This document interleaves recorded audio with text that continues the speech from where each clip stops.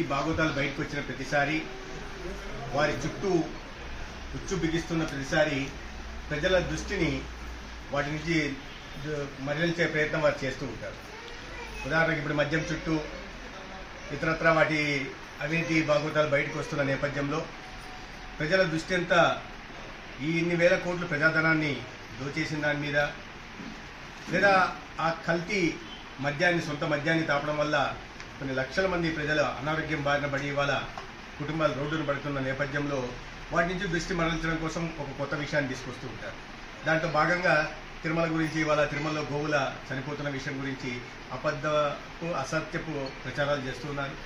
వాస్తవాలు ప్రజల్ని ఈ సోషల్ మీడియా మాధ్యమంగా కానీ, సొంత పత్రిక ద్వారా కానీ అవాస్తవాల్ని కూర్చి ప్రజల దృష్టి మరల్చే ప్రయత్నం చేస్తూ ఉంటారు. వాళ్ళకి సహజం, అలవాటైన విద్య. గతంలో ఎటువంటి మనం వాళ్ళ గురించి చరిత్ర గురించి మనం మాట్లాడుకోవాల్సిన అవసరం లేదు. 4 ఇంచుల లోతైన గాయాలు తల మీద నిధి మీద ఉంటే గుండెపోటుగా చిత్రీకరించే ప్రయత్నం చేశారు. సో అటువంటి వాళ్ళు ప్రజల పక్షాన పోరాడతారని నేనైతే భావించట్లేదు. ఇవాళ అసలు ఆ హిందూ ధర్మం మీద, హిందూ దేవుళ్ళ మీద నమ్మకం లేని భూమన కరుణాకర్ రెడ్డి గారు ఇవాళ గోవుల గురించి మాట్లాడడం చాలా హాస్యాస్పదంగా ఉంది. మీరు గతంలో ఆయన కానీ ఆయన కొడుకు కానీ ఏ రకంగా టీటీడీ ఆస్తులను దోచారో, ఏ రకంగా ఆలయ పవిత్రతను దృష్టి పట్టించే ప్రయత్నం చేశారో మనం చూసాం. నెయ్యి చివరికి లడ్డులో వాడే నేతి విషయంలో కూడా అవినీతికి పాల్పడి హిందువుల కోట్లాది మంది హిందువుల మనోభావాల్ని వారు దెబ్బతీసిన విషయం కూడా మనం ఒకసారి గుర్తు చేసుకోవాలి. అనేక విషయాల నుంచి వాళ్ళ దృష్టి మరల్చే ప్రయత్నం, వాళ్ళ కొడుకు కుమారుడే అనేక విషయాల్లో ఈ కల్తీ నెయ్యి విషయంలో వాళ్ళ కుమారుడు ఉన్నాడనే విషయం మనకు అందరికీ తెలుసు. అటువంటి వ్యక్తి, ఆ కుటుంబాలు ఇవాళ ఈ రకంగా మాట్లాడడం, మరి వాస్తవం మీ దాంట్లో ఉంటే కూటమి నాయకులు మీకు సవాల్ ఇస్తారు కదా, రండి చూపించమని చెప్పి, ఎందుకు రాలేదు? డ్రామాలు ఆడడం ఎందుకు? ఎస్పీ గారు చెప్పారు మీరు మీ గన్మెన్లతో కొంతమందితో మాత్రం వెళ్ళమని. అది కాకుండా ఇంటి దగ్గర ధర్నాలు చేయడంలో ఔచిత్యం ఏంటి? అంటే మీరు చేస్తున్న వాదనలో పసలేదు.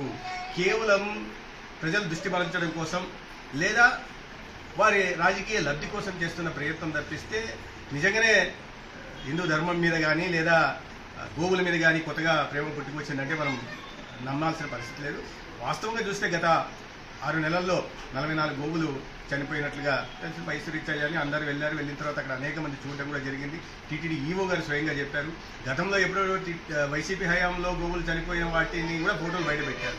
దానాలో అవినీతికి పాల్పడి పురుగుల దానాను గోవులకు పెట్టే ప్రయత్నం చేశారు వీరు ఇవాళ వాటి ఆరోగ్య సంరక్షణ పట్టించుకోలేదు. ఇవాళ మాట్లాడడం మాత్రం దయ్యాలు వేదాలు వల్లించినట్టుగా ఉంది. సాక్షాత్ ఈవో టీటీడీ గారు టీటీడీ ఈవో గారు అన్ని విషయాలు బయట పెట్టడం జరిగింది. దానికి సమాధానం చెప్పట్లేదు.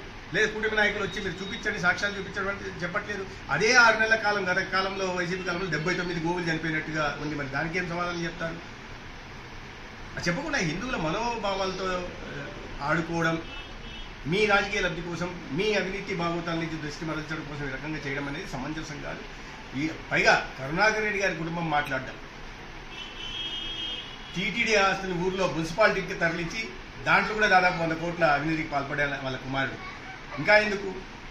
వారి ఇంకో విషయం కూడా బయటకు వస్తూ ఉంది.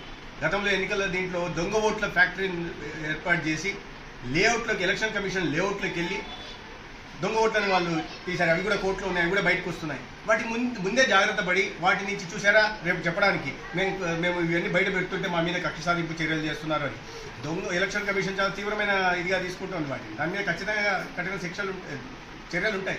దాంట్లో ఖచ్చితంగా వాళ్ళ కుమారుడు అవినయ్ రెడ్డి అనుకుంటాను అతని పేరు, అతను బాధ్యుడిగా చూస్తా ఉన్నాం. ఆ క్రమంలో వాళ్ళు బయటకు వస్తున్న నేపథ్యంలో దానికి ముందే జాగ్రత్త పడి ఇటువంటి అసత్య ప్రచారాలు చేసి ప్రజల దృష్టి మరల్చడం మనకు అలవాటైన విషయం. దాని గురించి మనం దాన్ని ప్రత్యేకంగా ఆలోచించాల్సిన అవసరం లేదు. దాని గురించి నిన్న కూడా వారి భాగవతం బయటపడింది, బట్టబయలు అయిపోయింది, ఎక్స్పోజ్ అయిపోయింది పూర్తిగా రాకుండా.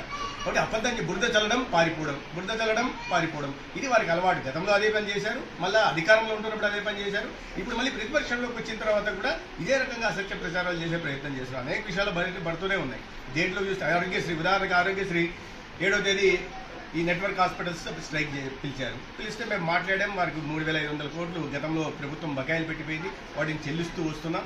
మాట్లాడిన తర్వాత వాళ్ళు విరమించుకున్నారు. కానీ నెక్స్ట్ డే పేపర్లో రావడం మాత్రం మొత్తం ఆరోగ్యశ్రీ ఎక్కడా లేదు అని. తర్వాత చూస్తే ఆ రోజు వివరాలు చూస్తే 6,500 అడ్మిషన్స్ అయ్యాయి. 6200 ప్రీ ఆథరైజేషన్స్ అయ్యాయి. సగటున రోజుకి 5500 అవుతాయి. ఆ రోజు 6500 అడ్మిషన్స్ అయితే నెక్స్ట్ డే పేపర్లో మాత్రం ఆరోగ్యశ్రీ పూర్తిగా ప్రజలు అతలాకుతలం, జీవనం ఎంత ఇదైపోయింది, ప్రాణాలు పోతున్నాయి అన్నట్టుగా రాశారు. అంటే దాన్ని బట్టి అంటే ఇటువంటి ప్రజల ఆరోగ్యానికి సంబంధించిన విషయాల్లో అబద్ధాలు చెప్పగలిగిన వాళ్ళకి దేని మీదకైనా అబద్ధాలు చెప్పగలరు, సత్య ప్రచారం చేయగలరు. మరిన్ని వీడియోస్ కోసం ఛానల్ ని సబ్స్క్రైబ్ చేయండి. లేటెస్ట్ అప్డేట్స్ కోసం వాట్సాప్ ఛానల్ ని ఫాలో అవ్వండి. ఆ లింక్ డిస్క్రిప్షన్ లో ఉంది.